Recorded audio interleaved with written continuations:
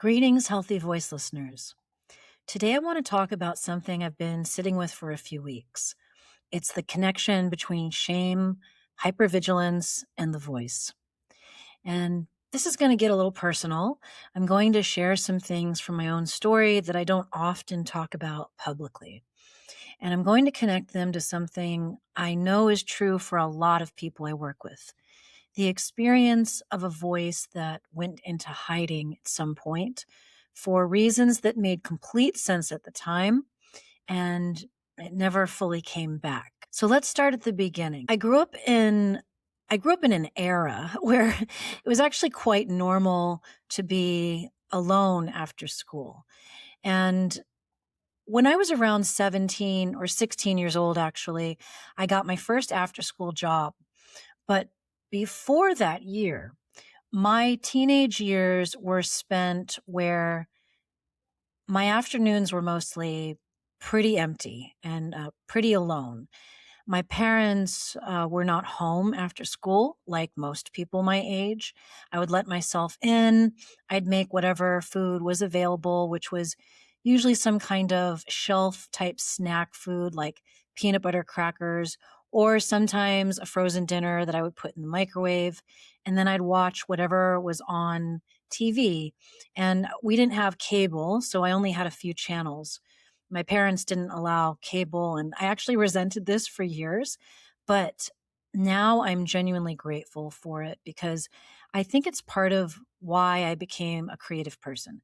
But at the time, it actually just meant more hours spent alone. Now, I recently discovered through this wave of Gen X nostalgia content that's been circulating online that this experience was not unique to me. Coming home to an empty house, feeding yourself, managing your own emotional life from a very young age, this was a generational experience. And I really had no idea at the time. The shame that I felt because of this convinced me that it was just my experience alone. And so that's the first thing I want to say about shame. It always makes you believe that the secret is only yours. I had my first panic attack in the seventh grade.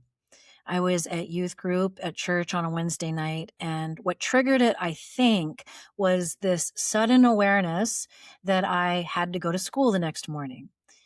And the reason is because the bullying that year that I was experiencing was so severe. I would wake up every morning with a feeling of dread in my chest before I was fully awake. And I never actually told anybody. I didn't tell my parents or a teacher. I didn't tell a single person, not even a friend. I didn't even have a friend to confide in because, to be honest, the person I considered to be my best friend was actually one of my worst bullies. And so there was really nobody to talk to. And the shame of being bullied, it actually felt worse than the bullying itself. I was terrified that if I told someone, that something even more humiliating would follow. And so I carried it alone. I carried this secret and this shame until one evening at church, something in me reached a tipping point and I started crying. I was on my way like towards the exit. I was in the hallway with my friends and I was in the process of leaving the building, leaving that evening. And so I became fully aware that my safe space was coming to a close and that soon I would have to go home, go to sleep, and wake up and go to school the next morning. And so I started crying and I couldn't stop. And so when all of my friends started coming around me, asking me what was wrong, I remember I opened my mouth to answer, but nothing came out. And I want to stay with that image for a moment because in 23 years of teaching voice, I've seen this again and again in different people and in different forms. I've even seen it in kids as a piano teacher when they're going through something really difficult and they can't express it. I saw it a lot during COVID, actually, during the pandemic. The voice, when the shame reaches a certain pitch, it can go completely silent. And it's not a choice. And it's actually not a character flaw either, even though it feels like that. It's actually the body doing what bodies do when the threat of exposure feels like it could destroy you. So here's the physiology of what's actually happening. Think about playing hide and seek when you were a kid. And when you were the one hiding and you heard the seeker getting close, you held your breath automatically without deciding to, because breath makes sound and sound gets you found. And we do the same thing when we're carrying secrets that feel dangerous to expose. The breath goes shallow, the throat constricts, the body makes itself smaller, quieter, and less detectable. And if that hypervigilance becomes chronic, if it goes on for years, for an entire adolescence, for decades, the body learns to hold itself that way as if it's its resting state, as like a baseline state of existence.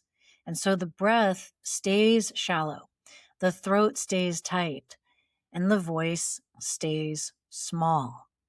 And this is, I say this all the time, it's not because the voice is broken, it's because the voice has been hiding. So what happens when the hiding finally ends? When you can finally speak from an authentic place, when you are no longer spending enormous energy managing what people might find out about you, then something physically changes in the body. The chest drops, the lungs open, the rib cage expands, the throat relaxes, and the voice, moving through a free instrument for the first time, reaches the resonators in the front of the face, the cheekbones, the sinuses.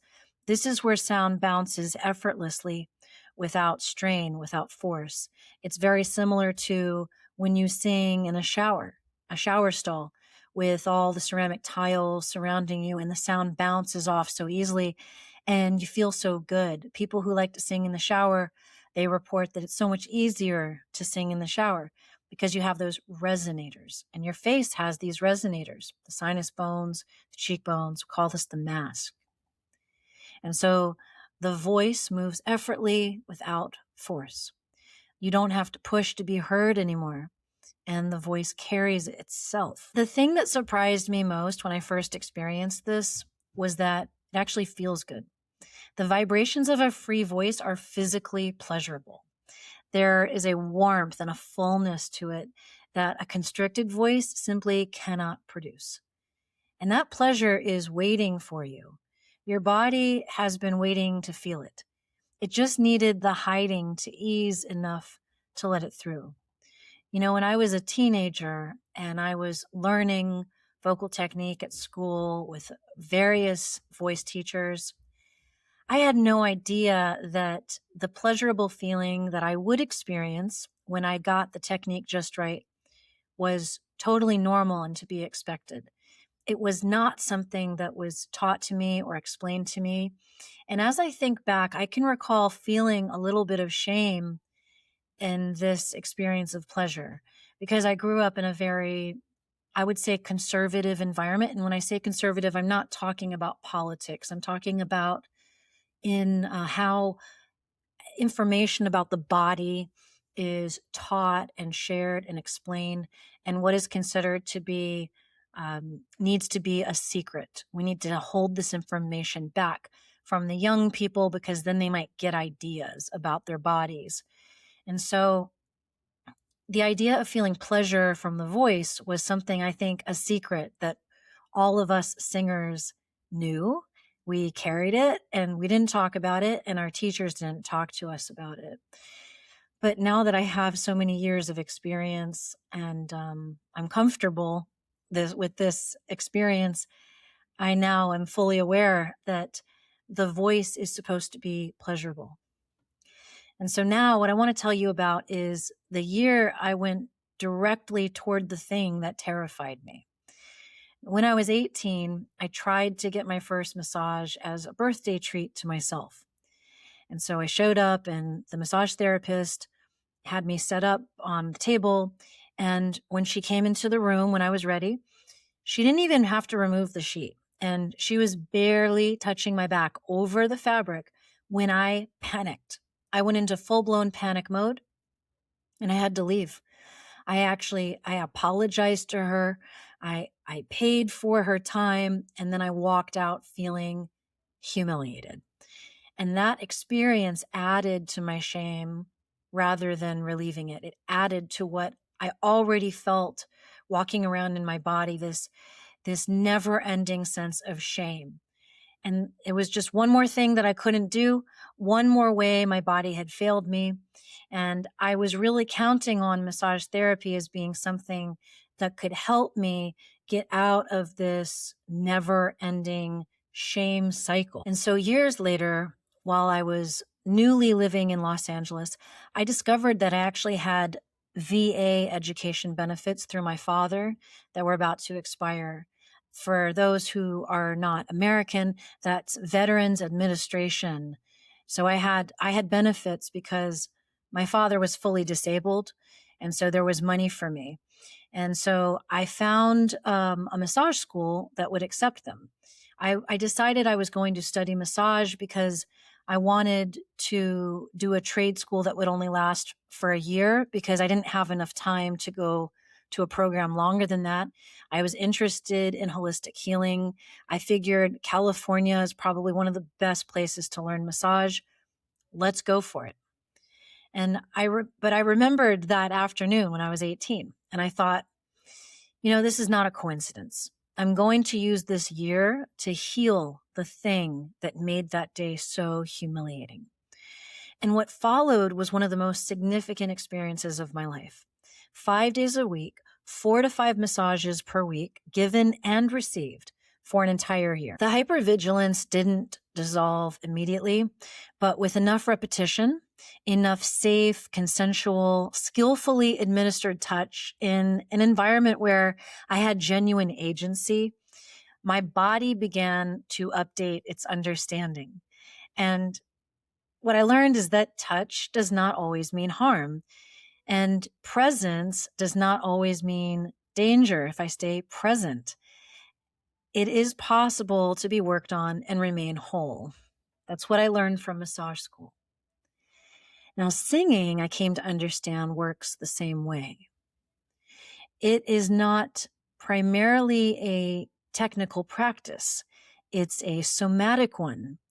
Every time you sing, you are asking the body to open, to allow breath to move through tissue that may have been bracing for many years, and to let the vibrations travel through places that learned a long time ago to stay quiet.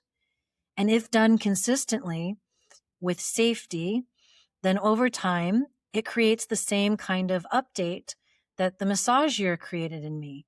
The body learns that it's safe to make sound, that the voice can move freely without expecting anything bad to happen. And that pleasure, the physical pleasure of vibration, similar to what I experienced once I was able to let go and allow massage to happen to my body. The pleasure of vibration resonating in a relaxed, open body, it's available to you. And it was actually always available. It was just, my body was just waiting for the holding to ease enough to let it through. Now, I don't care what level you're at. I don't care how stiff or guarded your body currently is. If you start singing, even quietly, even imperfectly and out of tune, even if you're just humming while you do the dishes, and you keep doing it, the body will begin to respond. It will begin to remember that this is safe. And slowly, in its own time, it will begin to open. That's the medicine. That's what I've been watching happen for 23 years in others and myself. I want to leave you with 2 questions to sit with as a journal prompt. So first, what is the secret your body has been keeping? Not a secret from other people, but a secret from yourself. The thing your voice goes tight around. The topic that makes your breath go shallow before you've even opened your mouth. And then second, is there something in your life that terrifies you the way massage terrified me at 18? Something you've been avoiding because the first time you tried it, it didn't go well. What would it mean to go back differently, with more preparation, with better support, and try again? Write about both and let the voice start there. Thank you so much for spending this time with me. And if this resonated, the 2 Substack articles that go with this episode go even deeper, and I'll put the links in the description. If you're ready to do this work with support, I have private sessions open, the Voice Liberation Method course, the Healthy Voice Community, and the Vocal Recess Archive. And I'll put all of the links in the description. Don't forget to subscribe to this podcast so you don't miss the next one. Keep going, because the world needs your unique voice.